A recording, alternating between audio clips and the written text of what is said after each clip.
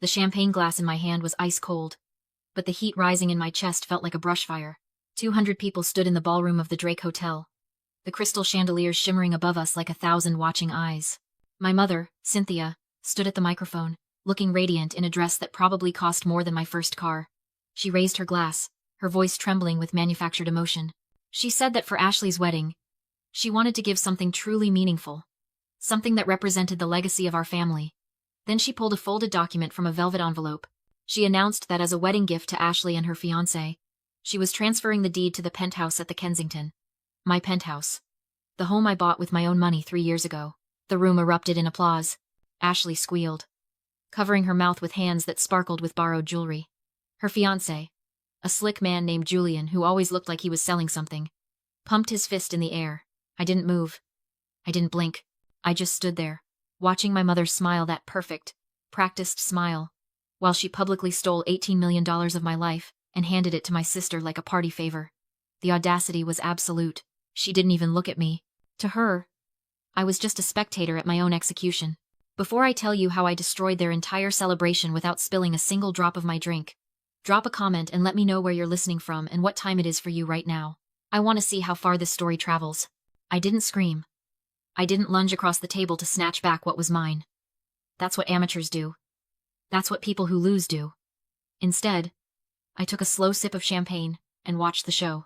My name is Madison, and I'm 29 years old. To my family, I'm the boring sister who works with numbers. To the federal government and the cartels I help dismantle, I'm a forensic accountant specializing in high-stakes money laundering. I don't look at life through emotions. I look at it through ledgers. And right now, the math wasn't adding up. I focused on Julian. He wasn't looking at Ashley with love. He was looking at that deed with hunger. His knuckles were white as he gripped the edge of the table, and a single bead of sweat trickled down his temple, despite the air-conditioned chill of the ballroom. A man marrying for love smiles at his bride. A man marrying for assets sweats. I pulled my phone from my clutch. My mother, Cynthia, was busy beaming at the crowd, soaking in the admiration of her wealthy friends, telling them how generous she was to secure her daughter's future. She didn't notice me. She never did. 10 years ago, she sat me down at our kitchen table and told me she was draining my college fund because Ashley needed a new car to fit in with the right crowd. She said I was smart enough to get scholarships, but Ashley needed help. I worked 3 jobs to pay for my degree, while Ashley wrecked that car in 3 months.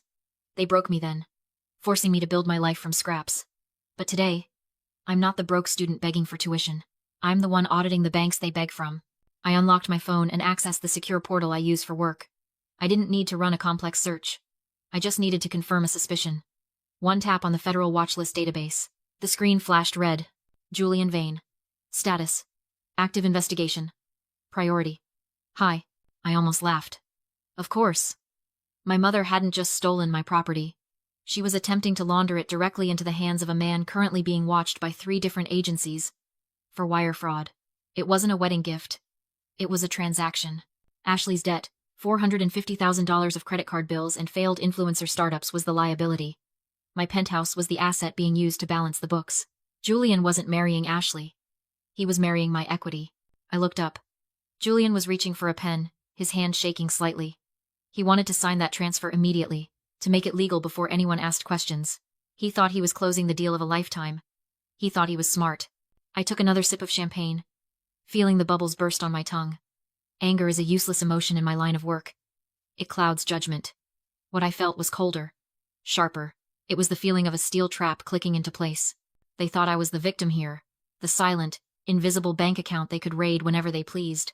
They didn't realize that for the last 5 years, while they were playing dress-up, I was building a $32 million empire on the bones of men smarter and more dangerous than Julian.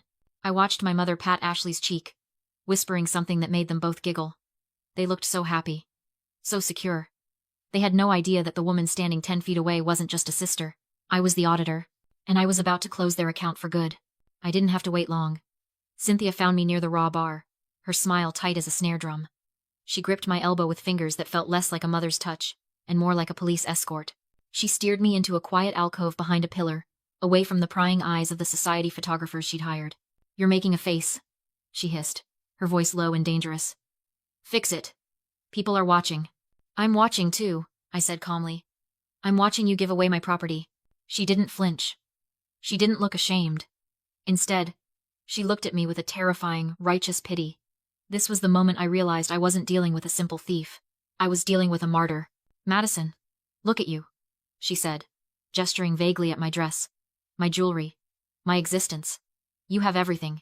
You have millions sitting in accounts doing nothing. You have success. You have stability. She leaned closer, her perfume cloying and sweet.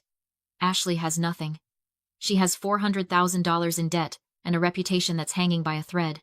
Do you know what it's like for a mother to watch one child feast while the other starves? This was it. The parasite's logic. She wasn't stealing. In her mind, she was correcting a cosmic error. She believed my success was a communal resource, a family pot that I had selfishly hoarded. To her, my hard work wasn't mine. It was simply luck that I hadn't shared yet. She truly believed that stripping me of my home to fund Ashley's fantasy life was a moral act. So you stole my house to balance the scales? I asked. I redistributed family assets, she corrected, her eyes hard. You don't need that penthouse. You're never there. You live in your office. Ashley needs a start. She needs this marriage to work. Julian comes from money. Madison, if she brings this asset to the marriage, she's set for life. I did this for her. And if you weren't so selfish, you would have done it yourself. She reached into her purse and pulled out a pen. Now, you are going to go over there. You are going to hug your sister. And you are going to witness that deed transfer. You are going to smile, and you are going to validate this gift. Because if you cause a scene, if you embarrass us in front of the Vanes, I will never forgive you. I looked at the pen. Then I looked at her. For a second, I felt the old urge to beg for her love, to apologize for existing. But then I remembered the red screen on my phone. Active investigation. You're right, Mom, I said. My voice was smooth, devoid of any tremor.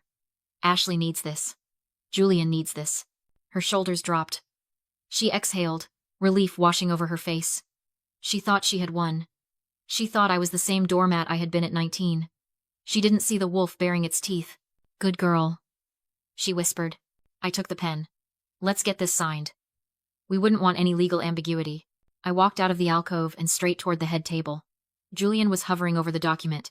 Hesitation. Still twitching in his hand. He needed a push. He needed to believe the con was solid. Julian, I said, pitching my voice to carry just enough for the immediate circle to hear. I smiled. The kind of warm, supportive smile that forensic accountants use right before they seize a yacht. Mom told me the news. It's incredibly generous. Julian looked at me, searching for a trap. He saw only a sister-in-law playing along. His greed overrode his caution. It really is, he said, relaxing. You should sign it, I urged gently. Lock it in. Properties like that, they carry a lot of weight. He laughed, a nervous, wet sound.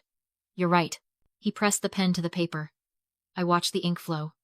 I watched him sign his name next to the forged signature of my LLC's manager. I watched him legally accept an asset that was currently the subject of a federal freezing order. He capped the pen. Done. Done, I echoed. The trap wasn't just set. It had just snapped shut on his neck. Cynthia clapped her hands, a sharp, jubilant sound that signaled the waiter to refill the champagne. To the happy couple, she announced, her voice pitching up with triumph. And to their beautiful new home at the Kensington. May this be the foundation of a prosperous life. The guests raised their glasses. To the couple. Actually, I said, my voice cutting through the cheers like a diamond cutter through glass. You might want to hold that applause. The room went quiet. Not the respectful silence of a toast, but the confused, heavy silence of a train wreck in slow motion. Cynthia turned to me, her eyes narrowing. Madison, sit down. Don't ruin this. I'm not ruining it, I said, placing my phone on the center of the table. I'm just documenting it. I tapped the screen. The speakerphone engaged. Agent Miller. Are you there? A voice crackled through the phone. Deep, authoritative, and terrifyingly calm. We're here, Madison. We have visual confirmation on the signature. Julian froze. The pen rolled out of his hand and clattered onto the china. Who is that? That is Special Agent Miller of the FBI's Financial Crimes Division, I explained, as if I were introducing a caterer. And you, Julian? Just signed a federal confession. What are you talking about? Cynthia hissed, lunging for the phone. I blocked her hand. You see, Mom, you were right about one thing. I don't live in that penthouse. I never have. I bought that building 3 years ago under an LLC called Argus Holdings. It's a shell company, a honeypot designed specifically to track the movement of illicit offshore funds. Specifically, funds moving through Julian's import business. The color drained from Julian's face so fast it looked like a magic trick. I didn't steal your house, Madison, Cynthia stammered, trying to regain control of the narrative. I transferred a family asset. You forged a signature on a quitclaim deed to transfer a property owned by a federal cooperating witness, I corrected. That's wire fraud, Mom. That's a felony. And Julian? By signing that acceptance, he didn't just accept a wedding gift. He accepted an asset from a company he knows is under sanction. That's money laundering. That's receipt of stolen goods. That is a RICO predicate offense. The room was spinning for them. But for me, everything was perfectly still. This was the rational absurdity. The absurdity that I would let my mother steal an $18 million asset was balanced by the rationality that the asset was never a home, it was evidence. Julian stood up, his chair scraping violently against the floor. Panic had replaced greed. This is insane, he shouted, his voice cracking. He grabbed the deed from the table, the paper he had just signed, and ripped it in half. Then in quarters. He frantically shredded the document, throwing the confetti onto the table. There, he shouted. It's gone. No deed. I didn't sign anything. You have nothing. He thought destroying the paper saved him. I calmly pulled a small book from my clutch. You can shred paper, Julian. You can't shred a notary log. I opened it. Date. Time. Purpose. His name. The transfer was registered this morning. The deed was just a formality. You didn't sign paperwork. You signed your warrant. He didn't look at the book. He looked past me. Trapped. I saw the agents reflected in his eyes before he felt them. Agent Miller stepped forward. No shouting. Just inevitability. Julian Vane, you're under arrest for money laundering, wire fraud, and RICO conspiracy. The handcuffs clicked. The fight drained out of him. Then Miller turned to my mother. Cynthia Davis. We'll need you for questioning regarding a forged instrument. The room backed away. Phones came out. She wasn't powerful anymore, she was tomorrow's headline. She lunged at me. Fix this. Tell them it's a mistake. I took a slow sip of champagne. I audit criminals, Mom. I don't defend them. I walked out. At the valet, she chased me down. Begging. Then blaming. Then raging. You owe us. I caught her wrist mid-slap. I don't owe you anything. Move. She did. For a moment, I considered saving them. I could have. But she wasn't sorry, only caught. So I chose survival. Goodbye, Mom. I got in my car, locked the doors, drove away. I went to my office. Not home. Deleted their numbers. Blocked them both. The silence wasn't empty. It was mine. For the first time. I wasn't waiting for the bill. I was free.